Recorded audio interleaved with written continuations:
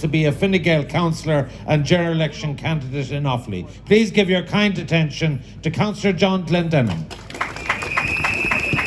Good afternoon, everyone. I want to thank everyone for coming out here today. I want to welcome the Oireachtas members that have come out to support us, my fellow presidents, but most of all, whether you're a kitchen porter, a barista, a bartender, a chef, an owner of a business, of a hospitality business, a nursing home, a shopkeeper, I want to thank a hairdresser. I want to thank all of you that have taken a day out of your business without pay to come here to show the much needed support that our sectors need in the weeks and months and years ahead.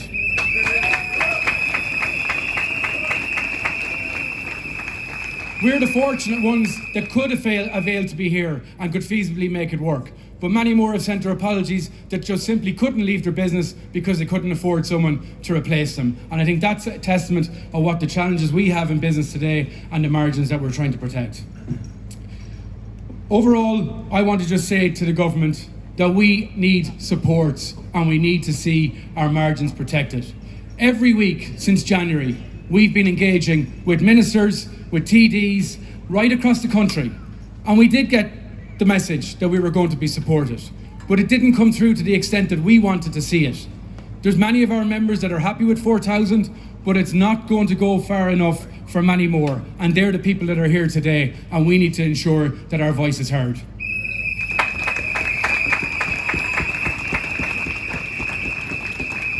I appreciate what my fellow President Paul Lennon has mentioned in relation to VAT 9, and we fully acknowledge that. But we're willing to go to the table with any government minister or the Taoiseach to discuss any option going forward. We are in a situation where our back is to the wall, and we need to ensure that whatever we come up with, we work together to get out of this and ensure we have a viable sectors going forward.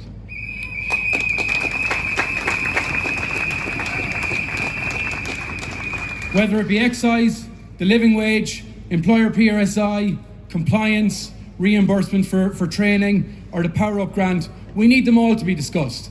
And this will directly impact in a positive way small businesses. My business is in my family since 1974. The family that were there before me were there since 1898. I want to assure whether you're Charlie from Sligo who's 1 year old, or you're here this evening as a grandfather or grandmother, that this business or any business that wants to get into our sector as a new entrepreneur, that it's appealing and that it's something that has a prospect for the future.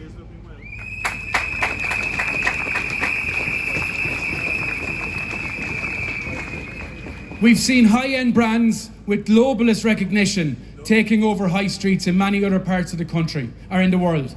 I do not want to see that coming to this country. I want to see the family business sustainable, and I want to see it that we can proudly hand it over to the next generation. Our businesses will not be built on grants. They're a brittle foundation. We need to have a discussion around the demands, and right now those demands are too much.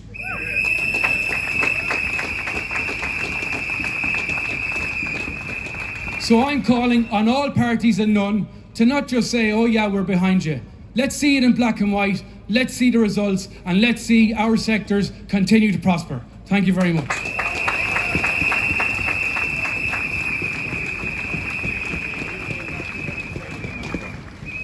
John, we have the detailed figures of restaurant closures.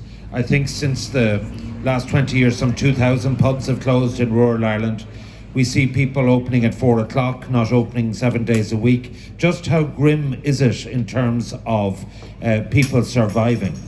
Look, 1 in 5 pubs has closed in the last 20 years. I'm in a small rural area where the most prudent way of me keeping my business open is to close it midweek.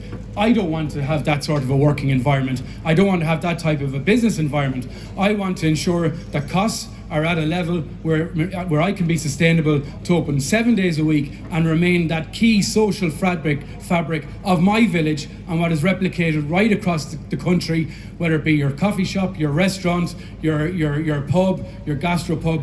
We want to see them thrive, and we want to ensure that social engagement that Ireland is proud of. We export our Irish pub to every corner of the world.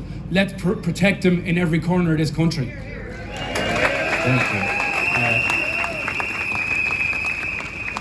you. One other question, which is that there are an awful lot of wet pubs across the country for which a change in the VAT on food would not help them. From those perspective, and I get the overall joint campaign on the focus on food and hospitality, what is your message to government for those wet pubs? Our message is let's get that around the table and let's have a discussion. I appreciate VAT is welcome by restaurants, but as far as we're concerned, whether it be excise, whether it be sharing the burden on living wage, whether it be the training fund and how we can potentially reimburse anyone that engages in that part, or whether it be PRSI or the likes of a Power Up grant as an intermediary measure for the first half of 2025, all these measures need to be on the table and we need to find compromise. John Clendennen, ladies and gentlemen, thank you very much.